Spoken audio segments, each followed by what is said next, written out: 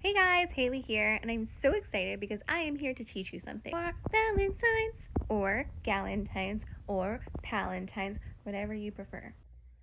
Today, we're going to be making this super cute flower purse. Look at it. Let's give it a little spin. Oh my goodness.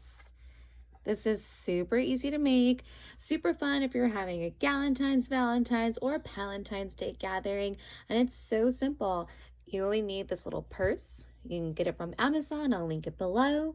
Some faux roses. There's some floral foam in there. There's some faux greenery from the Dollar Tree. And there's this cute little tag that I attached on with some ribbon. And this is just some cardstock, and use some markers to make the hearts and the writing on there. So, are you excited? Before we get started, please don't forget to subscribe and like. I would very much appreciate it. Let's get started so you can learn. And don't forget to tell people who taught you. Me. So I told you about the materials before. I'll go ahead and link them below. You have the purse, the floral foam, and the faux roses. All you need to do is open up the purse, place the floral foam inside. To make sure that it's secure, you can put a dab of hot glue or regular glue on the bottom. Then you just stick the stems of the faux roses into the floral foam.